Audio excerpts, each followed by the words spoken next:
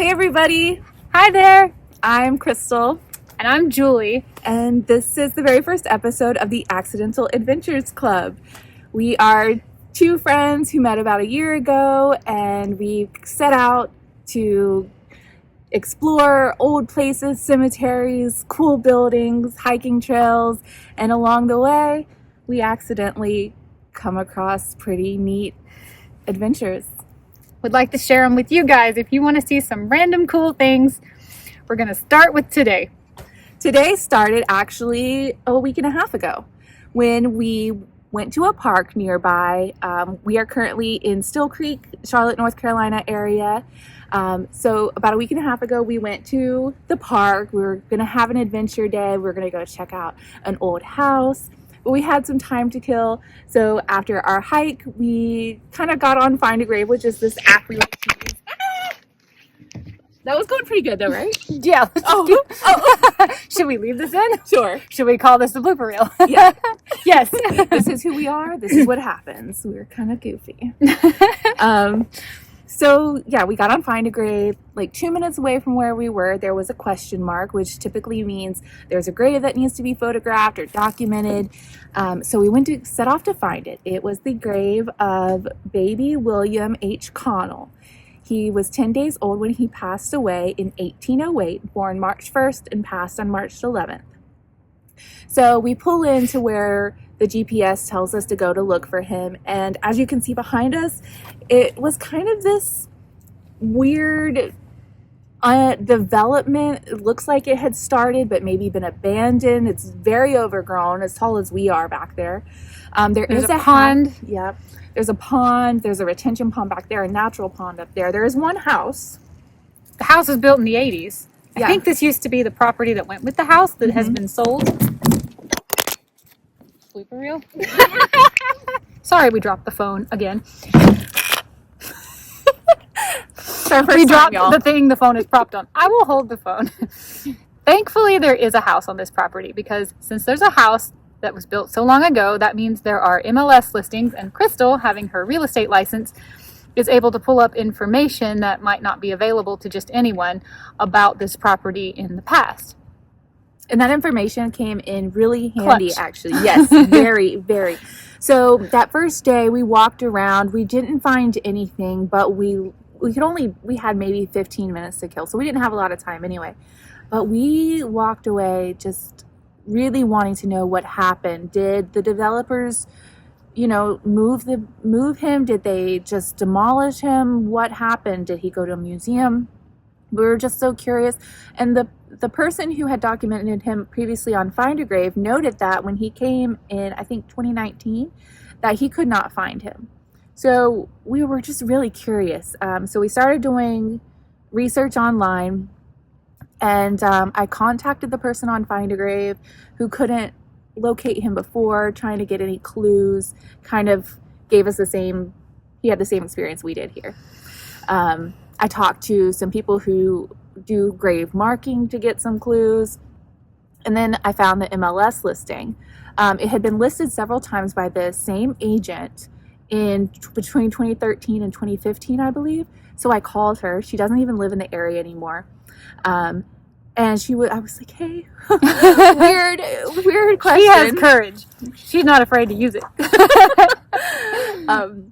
So it's a random stranger. I just want to call about a property you listed 20 years ago and find a grave that was on that site. So she remembered the grave and where it was. So she told me, hey, behind the house, all of this used to be woods. She was like, there's a trail through the woods, and follow that trail. You'll come across a little iron gate, and he is in the iron gate. So I was like, great.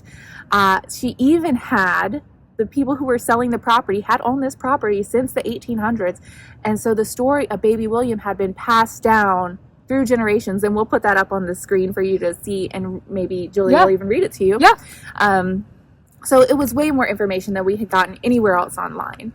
But she told us there was going to be woods, and there's not. A path, and there's not. And an iron fence, that there's not. So we had a lot to go on, but no reference points when we got here. Yeah. Even looked up old aerial records to see if I could locate a spot in the woods that maybe, you know, a little square that had been untouched, because aerial records go back to the 30s sometimes. Couldn't find anything. So it's the holiday season and we couldn't get together for a little bit, but we're here now. And we found him. We found him. A little spoiler alert, but we found him. And it was really funny how we found him, actually, because we came prepared with our shoes and our tools to bushwhack 11 acres of overgrown, developed land. Landmarks we couldn't even find. And we actually found him pretty fast. We don't know where the path was going to be. Didn't know where the path was going to be, but we started at the woods. And just random, we'll show you in the footage. We tried to recreate it for comedic effect, but literally we walked just, I don't know, 100 feet into the woods. We went to, there's only a sliver of actual woods left on the property. They cleared everything else, put in utilities, put in streets, but that's about it. There was no houses built, and as you can see, it's just overgrown. So it's like, if he's going to be anywhere, it's going to have to be there. Yeah, the untouched parts. And she called my attention for some reason, and when I looked up, if she was a pirate, little William was a parrot, and he was right here, about 50 feet behind her. I could see both the headstone and the footstone. There he was. And it was almost like she was drawing my attention, and here he was. Yeah. So we will recreate it for you and show you where he is now. He is still here, resting in peace, it seems. His gravesite is very carefully maintained by whoever owns the property now. And we want to share his little story here with the channel, because I think it's a good one. I think it's a good one too, and I just love all the little side quests that we get into, the adventures, the things we learn along the way. Whatever we plan to do every time we hang out, we end up doing so much more than that, and finding the coolest things are the things we never thought we were going to be up to that day. 1000%. Just like this one. We're going to get our Protect-'em stick and our coffee. Give it our best shot. See if we can find this kid. You ready? Ready.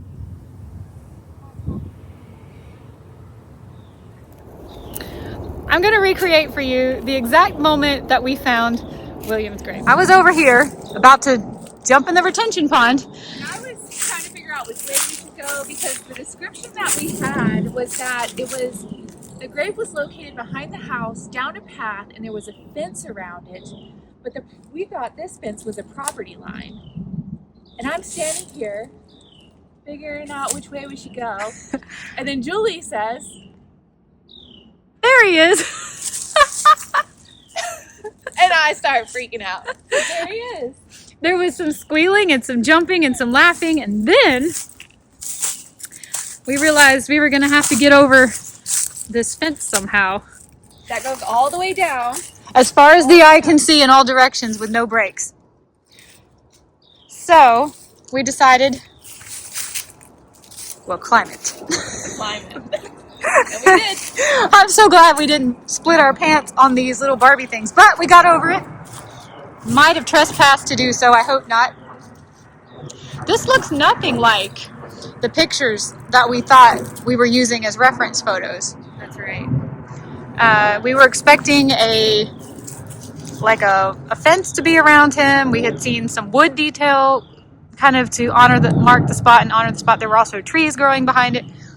So I guess it is possible he might have been relocated to that spot, but everything else looks exactly like we expected. Yeah, there is a path behind him a little bit. You can kind of see. It stops here and then it goes down to the house behind him here. So I think that is not the path that the woman was telling me about.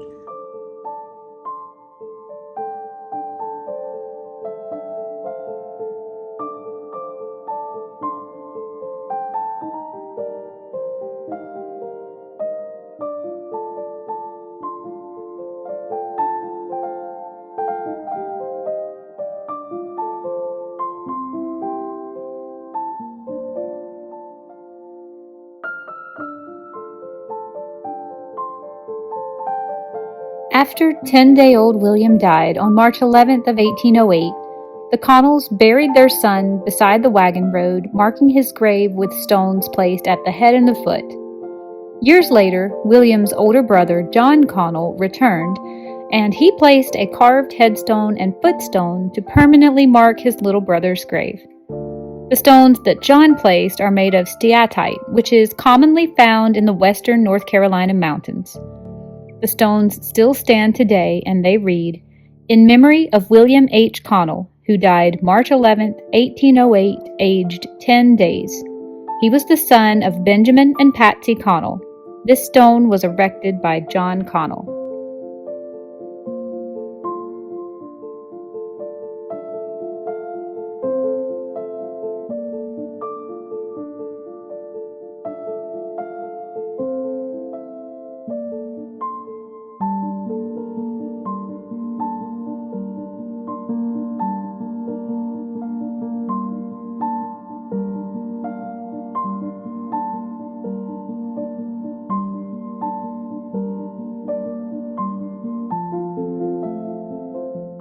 Okay, everybody, I hope you enjoyed the very first episode of Accidental Adventure Club. The Accidental Adventure Club with Crystal and Julie. We are hoping to do many more of these in the future because I love hanging out with this girl. And I love hanging out with this girl. And this has been such a wildly successful first episode.